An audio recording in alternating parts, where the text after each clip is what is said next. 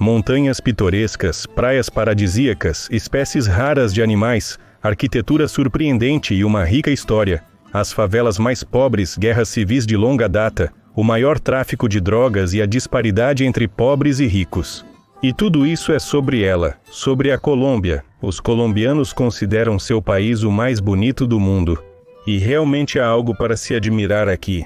As maiores cidades, Bogotá, Cali e Medellín, podem se orgulhar de estarem localizadas dentro de montanhas arborizadas.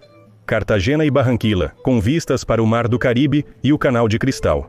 O Rio de Cristal, ou como os habitantes locais o chamam, o Rio dos Cinco Cores, é considerado um dos mais belos do mundo. Ela combina tons de amarelo, azul, verde, preto e vermelho. E a razão para essa explosão de cores são as plantas aquáticas florescentes. E isto é Ciudad Perdida, ou a Cidade Perdida, que está escondida na selva no norte da Colômbia. Foi fundado por índios na antiguidade e é injustamente negligenciado. Os turistas geralmente visitam Machu Picchu. A 2 horas de carro de Medellín, há uma bela cidade chamada Guatapé.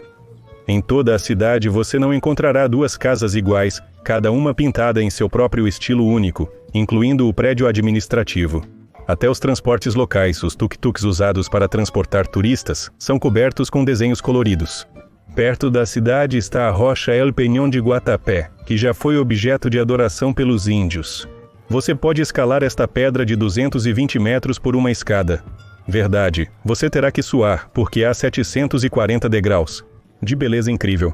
A natureza da Colômbia está cheia de espécies exóticas de animais. Formiga com 4 patas, urso andino, pinguins de rocha, golfinho de rio amazônico, borboleta, 8.988, chachalaca de asa vermelha, terrível folha de escalada, arapaíma gigante, ibis escarlate, quincaju com chifres. Que tipos de criaturas você só não encontra aqui? Vários tipos de beija-flores podem ser vistos até em megacidades. Uma característica notável da Colômbia é o café, que é, além disso, a principal cultura agrícola. O clima local é ideal para o cultivo desta bebida estimulante. O solo vulcânico é fértil, o sol é suave, não queima os frutos e folhas das árvores de café. Como resultado, os grãos amadurecem uniformemente e o café se torna rico, com um aroma distinto. Ao contrário do Brasil, onde enormes plantações de café são processadas por máquinas, grãos imaturos podem acabar entrando, o que dá um sabor amargo. Na Colômbia, a colheita e o processamento são manuais conforme os grãos amadurecem. Por isso, o café colombiano é valorizado pela sua excelente qualidade e é considerado o mais caro do mundo. Para o país, a exportação de café é uma parte séria da renda nacional. Criada ainda em 1927, a Federação dos Produtores de Café da Colômbia proíbe a exportação de grãos sob a marca Café da Colômbia sem passar por um controle de qualidade. Se a verificação for realizada, a embalagem é marcada com este selo de produto, com a imagem do fazendeiro fictício Juan Valdez, que é a personificação do típico produtor de café colombiano. Um dos símbolos da capital Bogotá é o monumento a Simón Bolívar, o lendário general que trouxe independência à Colômbia do Império Espanhol.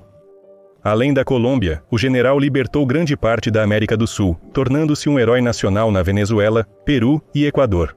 Bogotá, como todas as cidades na Colômbia, é dividida em zonas de primeira a sexta, respectivamente, da mais pobre à mais rica. Na primeira zona, as pessoas vivem em favelas, muito pobres, mas estão isentas de impostos e taxas de serviços públicos. Os preços nessas lojas são os menores da cidade. Quanto maior a zona, maior o nível de vida, impostos, preços e taxas de serviços públicos. Assim, os habitantes das zonas ricas pagam pela vida nas zonas pobres. Socialismo à la Colômbia, como dizem por aqui, quanto mais alto nas montanhas, pior é a vida. As favelas surgiram organicamente. Na maioria das vezes são autoconstruídas. Nas encostas das montanhas, nas cidades o terreno é mais barato, por isso as favelas cresceram lá. No centro de Bogotá, existe uma lei muito educativa para qualquer cidade do mundo. Se o proprietário do edifício mantém sua aparência histórica, não estraga a fachada com pacotes de vidro branco, não coloca publicidade, então ele é totalmente isento de impostos. É curioso que Medellín, a segunda maior cidade da Colômbia, possua um metrô, enquanto a capital não tem metrô subterrâneo. Lá, o principal transporte público são os ônibus, com plataformas especiais construídas para eles. Já em Medellín, o metrô fica embaixo. Decidiram conectar as favelas nas encostas das montanhas ao centro com um teleférico. do qual, se desejado, um turista pode ver como as favelas parecem sem arriscar sua vida. E os índios, os conquistadores espanhóis e os escravos negros tiveram uma influência significativa na cultura da Colômbia, incluindo a pintura, a literatura e a música. Os colombianos apreciam a música europeia. Na maioria das vezes, nas ruas ou clubes, eles tocam algo local como salsa, cúmbia, vallenato. A música mais popular entre os jovens é o reggaeton, algo como o hip-hop latino-americano. O reggaeton na Colômbia pode ser ouvido literalmente de todos os cantos. As letras das músicas são frequentemente muito explícitas e cheias de linguagem imprópria. Cali, a terceira maior cidade, é chamada de capital mundial da salsa. Salsa, a dança latina mais popular, significa molho picante. Esta dança latina vibrante e sensual pode ser vista e ouvida em muitas salas de salsa espalhadas por toda a cidade. A culinária local é muito diversificada. Há uma enorme quantidade de frutas como manga, mamão, goiaba, lula, granadilha, abacaxi, maracujá, curuba e muitas outras. Há muita comida de rua incomum, por exemplo, arepas, panquecas com queijo, ou empanadas, pastéis com diferentes recheios, ou ainda chicharrón, chips de pele de porco. E ainda, os locais são muito avessos a carcinógenos. Em todo lugar são vendidas salsichas, carne e frango extremamente grelhados. No ano de 2023, morreu um dos mais famosos artistas colombianos, Fernando Botero. Seu estilo incomum de desenhar tudo e todos de forma gorda ficou conhecido como boterismo. Sobre sua obra, Fernando dizia: "Deve haver muito de um bom homem", e acrescentava com um sorriso triste: "E também um pouco de ruim". Assim é como Botero via Mona Lisa. Esta pintura é chamada a captura. Até a guitarra não escapou do arredondamento. E assim Botero se via. Ele não era apenas um pintor, mas também um escultor. Se o esquilo de São Petersburgo caísse nas mãos de Fernando, ele teria essa aparência. A Colômbia é líder mundial na exportação de esmeraldas, representando 80% do mercado. A verdadeira revolução na extração de esmeraldas começou apenas nos anos 70 do século passado, quando a exploração de depósitos foi assumida por indivíduos privados. No entanto, devido ao seu valor e demanda além das fronteiras, as esmeraldas colombianas criaram um enorme mercado negro. Até hoje, um fluxo contínuo de milhões de dólares enche os bolsos de grupos criminosos. As esmeraldas são pequenas pedras na coroa do crime. Todos sabem sobre o verdadeiro diamante.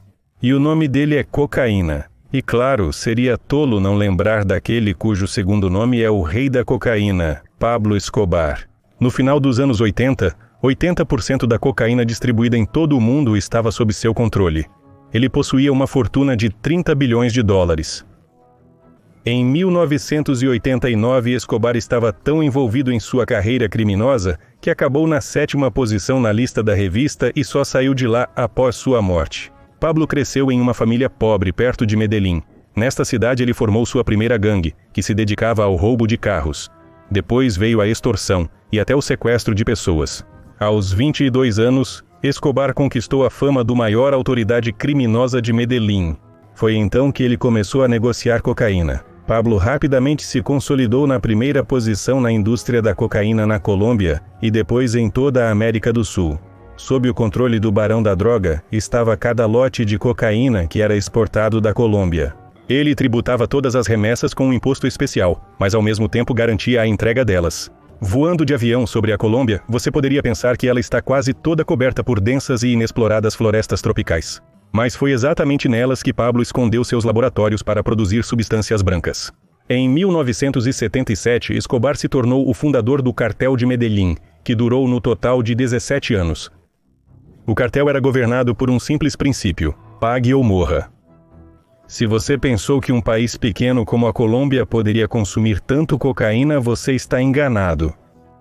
O principal comprador não estava na Colômbia, nem mesmo nos países da América do Sul. A maior parte da exportação ia para os Estados Unidos. Foi lá, nas festas de praia de Miami, que os ricos americanos aumentaram a conta em dólares de Pablo Escobar. Mas até agora, o governo dos Estados Unidos da América tem olhado para este problema através dos dedos. Chegou a hora quando os laços de Escobar com o ditador panamenho Manuel Noriega foram revelados. A personalidade de Noriega se encaixa perfeitamente na expressão sentar em duas cadeiras, mas no caso de Manuel eram muitas mais. Nos anos 60, ele colaborou com a CIA, tornando-se o principal fornecedor de informações sobre a América do Sul, bem como um fornecedor ilegal de armas para a luta contra os guerrilheiros comunistas. Depois ele viu uma grande vantagem em se tornar amigo de Escobar e ajudá-lo no tráfico de cocaína. Ele também chamou a atenção dos comunistas cubanos que se tornaram um espinho em seu lado. Quando os laços entre Escobar e Nariño vieram à tona, finalmente atraíram atenção nos Estados Unidos da América. Aparentemente apenas essa razão interessou a Ronald Reagan, que sempre falava sobre a ameaça vermelha. Em seu discurso, ele anunciou o início de uma campanha social para combater as drogas chamada Apenas Diga Não. Desde então, os estados cooperaram de todas as formas possíveis na captura dos barões da droga colombianos, patrocinando forças especiais e enviando agentes para combater as drogas. Mas pegar Escobar não foi fácil. Ele possuía 30 propriedades e uma rede inteira de informantes que o alertavam sobre ameaças iminentes. Em sua cidade natal, Medellín, Pablo recebeu amplo apoio dos pobres das favelas, que eram muitos na cidade. Com o dinheiro sujo do tráfico de cocaína, ele construiu casas para os desabrigados, sem pedir nada em troca. Pablo também construiu muitos campos de futebol. Como ele era um grande fã de futebol, até se tornou patrocinador do time Atlético Nacional, vendo na equipe uma maneira adicional de lavar dinheiro. Considerando-se o Robin Hood colombiano, Escobar se elevou tão alto quanto nenhum barão da droga no mundo. Ele estava seriamente decidido a se tornar presidente da Colômbia. Pablo sabia que os pobres, para quem ele literalmente distribuía dinheiro, construía casas, escolas e hospitais, apoiariam suas ambições políticas. Em 1982, o governo colombiano assinou um acordo com os Estados Unidos da América para a extradição de barões da droga capturados para a prisão americana. E Pablo disse diretamente: "Eu preferiria estar em um túmulo na Colômbia do que em uma prisão nos Estados Unidos da América." Ele propôs ao governo revogar a lei, prometendo em troca pagar toda a dívida externa do país, uma miserável $10 bilhões, mas foi recusado. Não restava nada a fazer senão agir por meios políticos. No mesmo ano de 1982, Escobar triunfantemente passou pelo Congresso da Colômbia. Aos 32 anos, ele se tornou um congressista substituto, ou seja, ganhou o direito de votar na ausência de um deputado. O dinheiro da cocaína, a popularidade e as conexões no topo fizeram seu trabalho. O filho do fazendeiro estava seriamente focado no cargo presidencial. Mas até na própria Colômbia havia pessoas capazes de resistir aos barões da droga. O ministro da Justiça, Rodrigo Lara Bonilla, lançou uma campanha contra Escobar e conseguiu que Pablo fosse vergonhosamente expulso do Congresso. A carreira política de Escobar foi permanentemente destruída. Ele teve que esquecer a cadeira presidencial. Odiando perder e acostumado a agir com métodos sangrentos, Escobar respondeu com terror. Seus homens mataram Bonilla. Grupos especiais chamados lidaram com oficiais, jornalistas, policiais em todo o país. Escobar até fez contato com os guerrilheiros de esquerda, garantindo-lhes a captura do Palácio da Justiça na capital. Tanques foram enviados para a cidade. Como resultado de uma batalha sangrenta, cerca de 100 de pessoas morreram, incluindo 12 dos juízes mais intransigentes. E no incêndio que ocorreu de forma surpreendente, todos os documentos para a extradição dos membros do cartel de Medellín foram queimados. A guerra declarada pelo cartel ao governo durou 9 anos. Os funcionários da polícia secreta colombiana eliminaram ou prenderam um a um os associados mais próximos de Escobar. Em resposta, os bandidos realizaram vários atentados consecutivos. Todos os dias, dezenas de pessoas morriam pelas mãos dos combatentes do cartel em todo o país. Os carros-bomba eram uma marca registrada do cartel. Em agosto de 1989, os assassinos mataram o candidato à presidência Luiz Carlos Galán, que prometeu acabar com o comércio de cocaína. Em novembro, as pessoas de Escobar cometeram um terrível atentado. Explodiram um avião de passageiros no ar, que deveria estar transportando o futuro presidente da União das Repúblicas Socialistas Soviéticas, Gaviria Trujillo. Todos os 110 passageiros a bordo morreram, mas Trujillo não estava entre eles. O Robin Hood colombiano virou terrorista no fim dos anos 90, e o presidente Trujillo ofereceu aos barões da droga a chance de se render, prometendo não extraditá-los aos Estados Unidos da América. Nessa época, Escobar percebeu que estava perdendo a guerra contra a União do Exército, serviços especiais, cartéis de drogas rivais, agentes da CIA e paramilitares de extrema-direita. Os parentes das vítimas de seus bandidos criaram a organização Los Pepes, um esquadrão da morte que matava todos que estavam ligados a Escobar. Uma equipe especial de busca estava atrás do próprio Pablo, composta pelos melhores dos melhores do exército e da polícia. E Pablo Escobar se rendeu. Mas claro, não como os condenados à morte comuns. Dom Pablo concordou em admitir sua culpa em alguns crimes insignificantes e ir para a prisão por 5 anos, sob a condição de que seus pecados passados seriam perdoados. E também com uma pequena, mas muito importante condição, ele cumprirá sua sentença em uma prisão construída por ele mesmo. Um enorme complexo chamado La Catedral, localizado nas montanhas não muito longe de sua cidade natal, Medellín, mais parecia uma luxuosa mansão com um bar, discoteca, piscina, sauna e campo de futebol. Escobar poderia receber visitantes à vontade e deixar La Catedral quando e por quanto tempo quisesse. Os carcereiros focavam em proteger Escobar daqueles que queriam se vingar dele. Da prisão, Pablo comandava seu império de cocaína, emitia ordens para acertos de contas com concorrentes, alguns dos quais ele mesmo matou. 1 ano depois, a paciência do governo se esgotou, e o presidente Trujillo ordenou que Escobar fosse retirado de La Catedral e colocado em uma verdadeira cela. Mas Escobar foi avisado a tempo e novamente escapou da verdadeira justiça. No entanto, isso não durou muito. O governo indignado usou todos os meios para alcançar o barão das drogas. Em dezembro de 93, os serviços especiais interceptaram uma ligação de Escobar para o filho e localizaram a posição do chefe fugitivo do cartel. A casa onde Pablo Escobar estava escondido foi cercada por forças especiais. Ele atirou de volta, tentou fugir pelo telhado, mas foi morto por um atirador de elite. O evento histórico não passou despercebido e Fernando Botero. No funeral de Pablo Escobar, 15.000 pessoas se reuniram. Alguém chorou pelo Robin Hood colombiano, a quem o povo criou a fama de um lutador benevolente contra os oligarcas. Alguém veio se desculpar com o ex-chefe, sobre cuja consciência estavam cerca de 4.000 vidas. Muitos dizem que tanto quanto Escobar odiava o governo colombiano, aterrorizando pessoas comuns, ele amava sua família. Apenas um detalhe. Quando a guerra entre os barões da droga e o governo estava chegando ao fim, e Pablo e sua família se mudavam de uma casa para outra para se esconder. Em um momento eles estavam em uma casa com uma lareira, mas não havia lenha e já estava ficando frio lá fora. Escobar, sem pensar, jogou $2 milhões na lareira e os queimou. Por causa dos crimes do chefe da família, a família do rei do narcotráfico pagou um preço alto.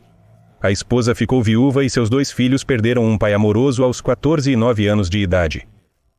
Eles ainda sofrem com o pesado fardo emocional e as constantes ameaças de pessoas que foram diretamente ou indiretamente prejudicadas pelas ações do infame barão da droga. Além disso, eles perderam todo o dinheiro que foi confiscado e entregue às autoridades colombianas.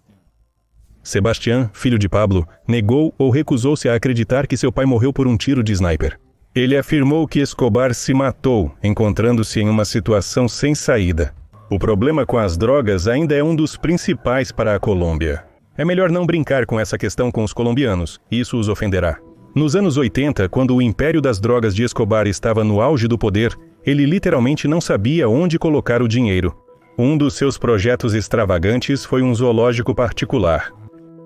Junto com o barão das drogas, na Vila Hacienda Anápolis, viviam girafas, rinocerontes, antílopes, um elefante e pôneis, além de 4 enormes hipopótamos. Quando as autoridades invadiram a hacienda em 1993, os animais foram realocados e enviados para zoológicos legais. Todos, exceto os hipopótamos, eram muito grandes para serem movidos, então os empregados de Escobar os deixaram lá, por isso foram apelidados de cocaína. Capturá-los era muito caro, então eles simplesmente foram soltos nas selvas locais. Agora, os hipopótamos se multiplicaram, colonizaram o rio Magdalena e estão expandindo seu território. Eles literalmente ocuparam os reservatórios de água ao longo do rio, e isso já é uma potencial ameaça ecológica. Os hipopótamos estão deslocando espécies nativas, forçando capivaras e lamantins a abandonarem seus habitats. Complica a situação o fato de que os hipopótamos são animais territorialmente egoístas e, do ponto de vista científico, são engenheiros naturais do ecossistema. Eles, como os castores, influenciam bastante radicalmente a natureza circundante. Os hipopótamos se alimentam em terra, mas se protegem na água, assim movendo nutrientes das margens para rios e lagoas. Déficit em um lugar, excesso em outro. A composição química dos corpos d'água muda. Eles crescem mais rapidamente com algas e se transformam em lodo bloqueado. Os peixes lá morrem ou são substituídos por outras espécies, como você pode imaginar. E ainda, os hipopótamos com suas presas, como escavadeiras, cavam trincheiras e canais inteiros. Em geral, eles fazem suas próprias regras, e tudo isso na ausência de predadores. Não está claro o que fazer com semissolares de escavadeiras vivas.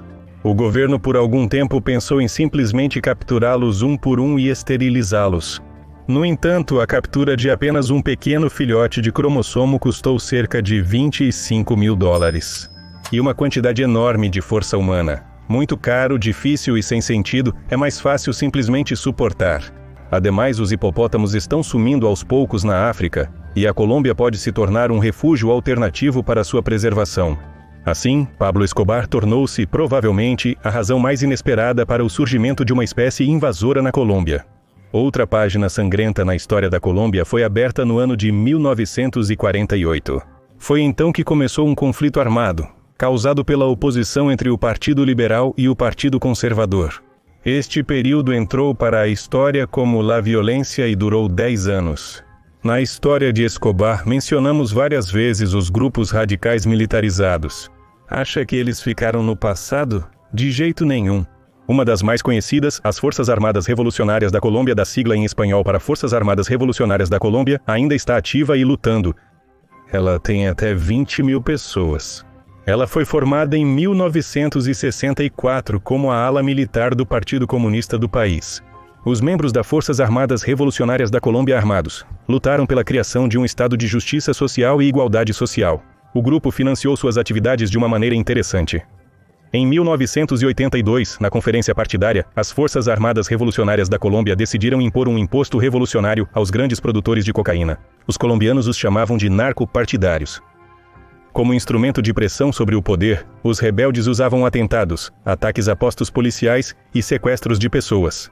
Na época, chegaram a sequestrar candidatos à presidência. Ingrid Betancourt, em geral, não diferiam muito nos métodos com Pablo Escobar. As forças governamentais tentaram regularmente limpar a selva dos guerrilheiros, usando tanto a artilharia pesada quanto os bombardeiros nas operações militares. No entanto, os rebeldes ainda controlam cerca de 20% do território colombiano. Desde 1964, mais de 220 mil colombianos morreram em conflitos contínuos, muitos deles civis. Apenas em 2016 o governo assinou um acordo de paz com a liderança rebelde em Havana, Cuba. Como você pode ver, a Colômbia é um país colorido com uma natureza deslumbrante, uma história interessante e às vezes muito dura. Que futuro espera por este país?